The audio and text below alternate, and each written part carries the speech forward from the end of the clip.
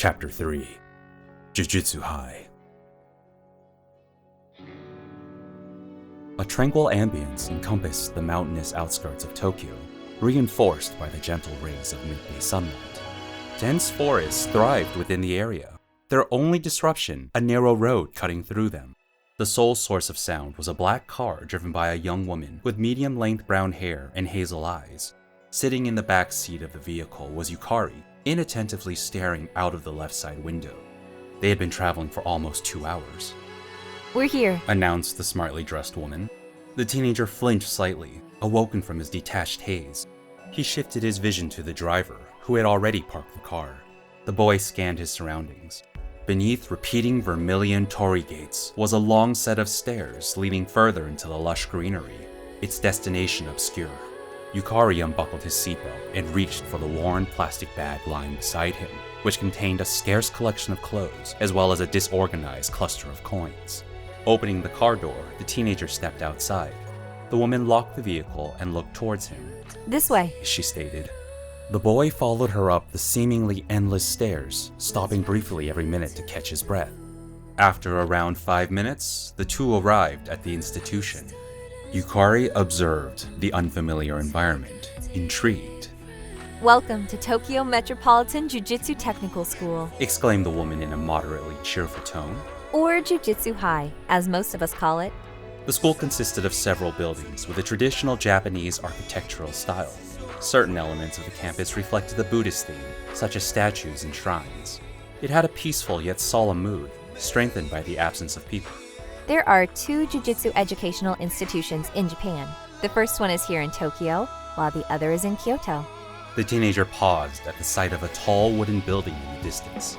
Its entrance displayed darkness, although symmetrical specks of candlelight could be seen coming from inside. "You'll be meeting the principal, Mrs. Yokiuji," explained the woman, turning back to face the boy. "She's extremely kind and compassionate. As long as you gain her approval, you'll be enrolled into Jujutsu High." She glanced at her watch before directing her focus to the ancient structure up ahead. "I've got an assignment, so I'll be leaving you on your own. The principal is waiting for you in that building. Good luck." The woman began to leave, but was quickly interrupted by the sound of Yukari's voice. "Wait! The teenager bowed for a few moments. Thank you for everything, Miss Yamakado." The woman gave a small smile, waved goodbye, and left.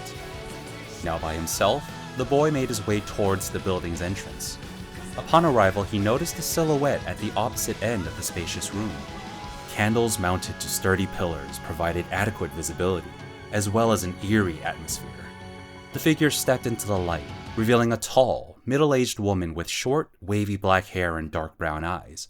Her outfit consisted of an expensive gray jacket worn over a white turtleneck, along with black jeans. "You must be Yukari," she declared. "My name is Kazue Yokiuji, the principal of this school." The teenager bowed. "I'm Yukari Tsumeyami. Nice to meet you." "It's nice to meet you too." Mrs. Yokiuji crossed her arms. "Shinji already told me all about you. You're interested in joining Jujutsu High to develop your curse technique and exercise curses, correct?" "Yes," responded the boy. "Of course. You wouldn't have come such a long way otherwise."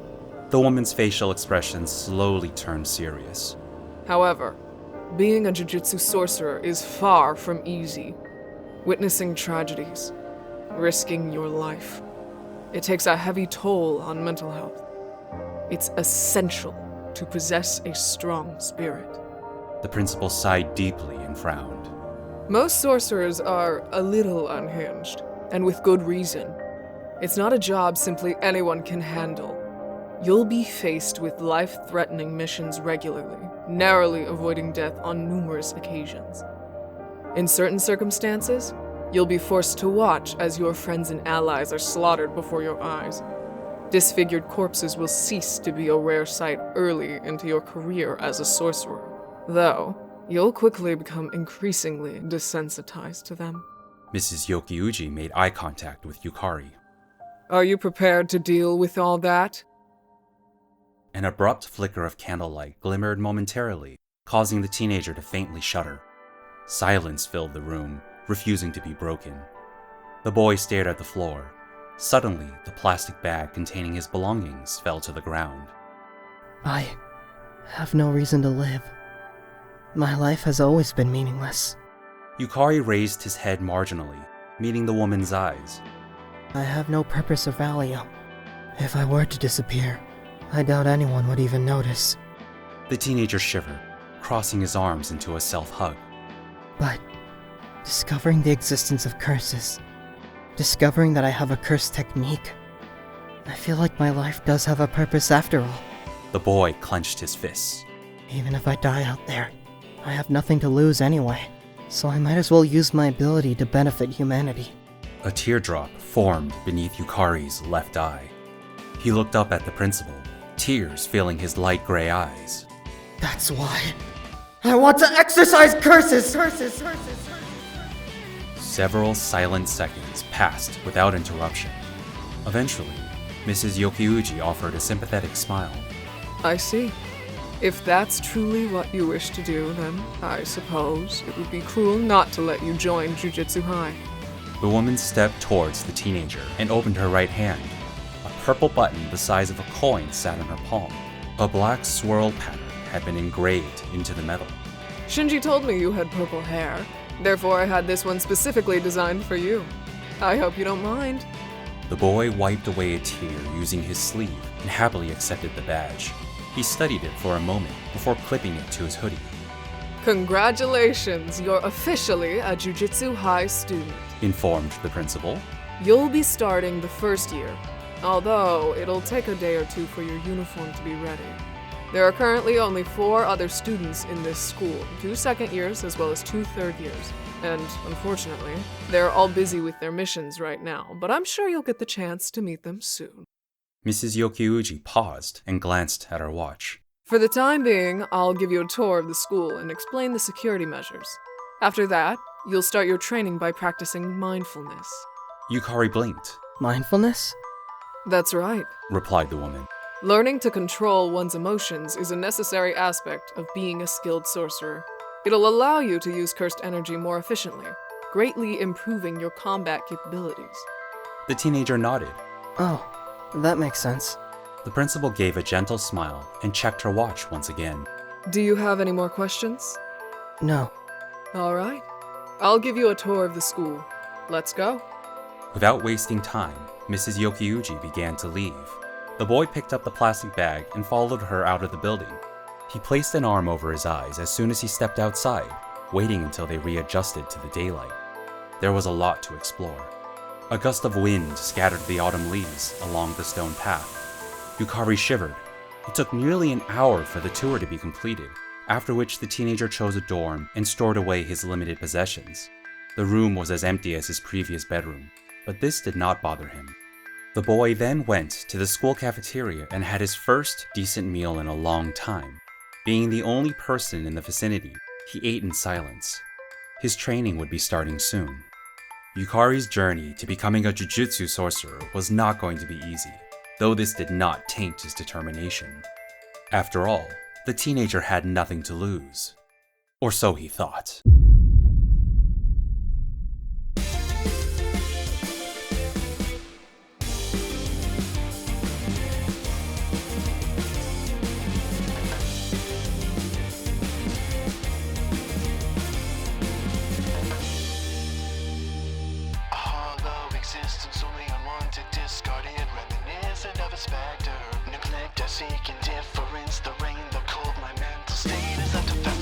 Shadows with eyes embodying fake smiles and lies reflect us all, a self-created mirror. We mold our fates, the reactions to be, but if that's not true, why was I even born at all? The innate talent of a stone upon me, a guiding light to my worthless life, and help me find some kind of purpose. I'll carve out my adventure. Can we end that darkness? Can we cleanse the darkness? The threats of humanity's hostility intertwined. Day-to-day struggle between vain. Feels like I've been led astray and introspective decay. Make use of your sadness, make use of your sadness. I long for the moment I smile sincerely along with the people helping me when I couldn't. But if I'm on this path for myself, does that make me a narcissist? An exorcism of the past, relishing catharsis at last. Despite my suffering, I'll still be happy.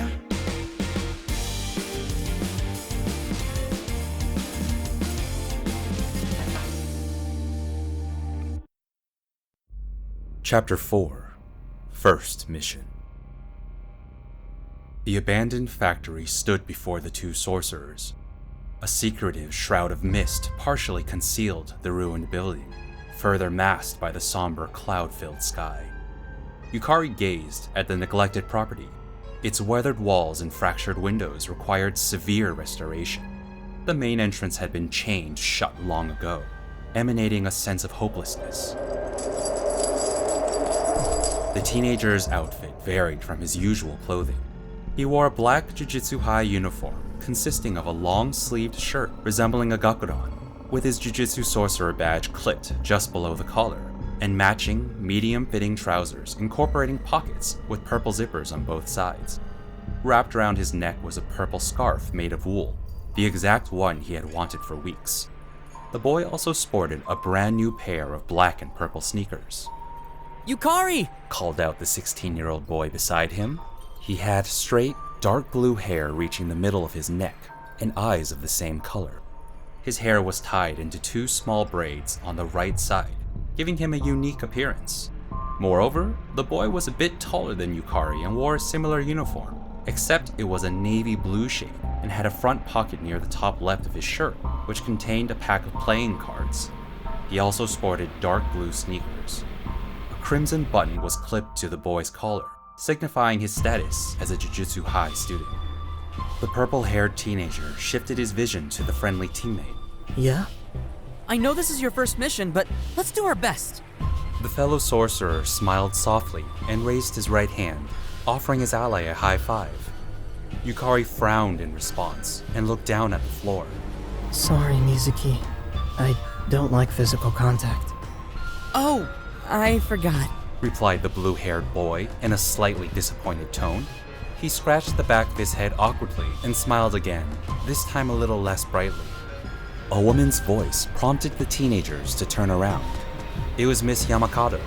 She scanned the screen of a black tablet clutched in her left arm. We've received reports of cursed energy coming from an abandoned building in this area of town. According to the mission report, the facility ahead used to be a mannequin factory. The auxiliary manager stopped momentarily, ensuring the sorcerers were listening. Soon after the company went bankrupt 2 years ago, it was shut down and abandoned, leading to the loss of employment for many workers. She raised her eyes from the device to the facility in front of them. We suspect that several cursed spirits have manifested inside the building as a result of its past. Therefore, your mission is to exorcise any curses present and secure the factory. The traces of cursed energy we've detected seem to be fairly weak, meaning it is unlikely you two will encounter anything stronger than a third-grade spirit. The woman glanced back at the tablet and turned her attention to the two students with a stern yet concerned expression. However, it is vital that you exercise caution during this mission. We don't know for certain what threats lie within that factory, so please be careful. Any questions? Hesitantly, Yukari raised his hand. Could you remind me of the grading system? Miss Yamakado nodded, Of course. I'll talk you through it again. almost as if it were second nature. The woman explained the grading system to the teenager. In the world of Jujutsu, there are 7 official grades that are assigned to cursed spirits based on their overall power. They range from grade 4 to special grade, the latter being the most dangerous. These are the general guidelines of what you would need if traditional weapons were effective against curses. Grade 4, a wooden bat is enough. Grade 3, if you have a handgun, you can rest easy. Semi-grade 2, but make sure to bring plenty of ammo. Grade 2, close call with a shotgun. Semi-grade 1, explosives should do the trick. Grade 1, even a tank may be insufficient. Special grade, cluster bombs might work. Grades can also be applied to Jujutsu sorcerers, curse users, cursed tools, and cursed objects. It is important to note that sorcerers are expected to defeat cursed spirits of the equivalent rank. Thus, the true strength of a Jujutsu sorcerer is closer to the next rank above their own. This means special grade sorcerers are the strongest entities in Jujutsu. The purple-haired boy nodded gratefully. Thank you. Whoa, she explained that all from memory. That's cool. Now then, spoke Miss Yamakado. I'll draw the curtain. She made a basic mudra with her right hand and chanted a spell. Emerge from the darkness, blacker than darkness. Purify that which is impure. An indigo cloud of cursed energy materialized high up in the sky. It slowly stretched itself into the shape of a dome and enveloped the nearby territory completely, obscuring the three from the outside world. This'll ensure you aren't seen by outsiders while fighting the curses. The curtain also encourages cursed spirits to reveal themselves, making your job easier. The woman gave a little nod and crossed her arms. That's all. Good luck. Yukari checked his phone. He had never owned one until recently. The device was fully black and retained a purple phone case. Its screen displayed the time 10:02 a.m. It's still early. I feel tired. He put the phone back in his right pocket before closing its zipper. Let's get this mission over with. Mizuki looked at the teenager and smiled enthusiastically, Yeah. prepared to face whatever threats lurk inside that building. The two sorcerers approached the main door. Using bolt cutters Miss Yamakado had given them, the blue-haired boy split the chains constricting the entrance in half. He then placed the tool against the outside wall and crept into the abandoned factory alongside his ally, shutting the rusty door behind them. Yukari scanned his surroundings. The teenagers found themselves in a large room, reminiscent of a warehouse, scarcely illuminated by natural light infiltrating rectangular glass panes covering the ceiling. Due to the curtain's color, an uncanny indigo tint covered the facility, leaving just enough visibility to explore it. Damaged machinery and dented conveyors occupied a significant portion of space, as did the various torn-up mannequins and splintered wooden crates randomly dispersed throughout the place. What happened here? Asked the purple-haired boy, frowning at the factory's awful state. There's a massive protest after every person who worked here lost their job. It looks like things got pretty ugly. Mizuki shuffled the deck of playing cards in his hands and glanced at the teenager. Were you not sent the mission information beforehand? I skimmed over it. Stated Yukari. I guess I should have read it more carefully. The blue-haired boy chuckled and surveyed the room. No curses could be seen, eliciting a sigh. The sorcerer began to walk forward, but the sudden sound of joints cracking instantly caused him to freeze. Mizuki's gaze was fixed on a ragged mannequin unsettlingly sprawled out on the floor, several meters from where he stood. Its decrepit body twitched uncontrollably as the figure's limbs violently snapped in jagged directions. The lacerations in its fabric simultaneously tore themselves open, unmasking multiple, malicious eyes menacingly staring back at the two teenagers. Robotically, the mannequin scrambled to its feet. Another nearby mannequin began to do the same, followed by a third awakening further behind. Here we go! Announced the blue-haired boy, separating a handful of cards from the rest of the deck using his right hand. I'll take care of the first two. You exercise the one that's further away. A blue glow enveloped the fan of playing cards in the sorcerer's hand. The possessed mannequins threateningly stumbled towards him, their sole intent murder. Mizuki grinned and narrowed his eyes. Innate technique! Playing card manipulation! The boy tossed a set of playing cards into the air. As if they had a life of their own, the cards changed their trajectory and scattered, ambushing the first mannequin with a lethal barrage of razor-sharp cardboard. A stream of purple blood gushed out of the deep cuts inflicted upon the curse's eyes, inevitably resulting in the figure's lifeless collapse. Mizuki flicked his wrist to the right, sentencing the second mannequin to the same fate. The playing cards effortlessly dispatched the cursed spirit and elegantly returned to the deck. Yukari watched in awe. That's an awesome technique. The final mannequin staggered in his direction, demanding the purple-haired teenager's attention. The boy frowned and clasped his hands with the fingers interlaced. Innate technique. A black, tar-like layer of cursed energy engulfed Yukari's hands. Two dark puddles, half a meter in diameter each, appeared on the ground beside him, one to the left and one to the right. The teenager stared at the curse coldly, his light gray eyes devoid of emotion. Shadow hands. A phantom arm bearing sharpened claws erupted from each shadow swamp. They remained beside the boy, unnervingly standing 2 meters tall. Like a moth to a flame, the mannequin drew near. Without hesitation, the shadow hands carved the cursed spirit's body, purple blood ruthlessly trailing behind them. The mannequin's dismantled cadaver dropped to the floor, the phantom arms subsequently retracting into their swamps before vanishing. Yukari let out a sigh of relief. Great job! Exclaimed Mizuki, running up to his teammate with an excited expression. You'll definitely be promoted to 3rd grade in no time. Thank you. The purple-haired teenager's focus was stolen by the mannequins they had fought, which were now lying immobile on the ground. I thought curses didn't leave anything behind after being exorcised. You're right. Although sometimes cursed spirits will haunt an inanimate object to become more stable, meaning the possessed object is left behind even if they are exorcised. They're called cursed corpses. It's kinda creepy. The blue-haired boy scanned the rest of the facility and turned to his ally. Let's keep exploring. There might be other curses we haven't seen yet. Yukari nodded. Okay. The two sorcerers made their way into the unknown.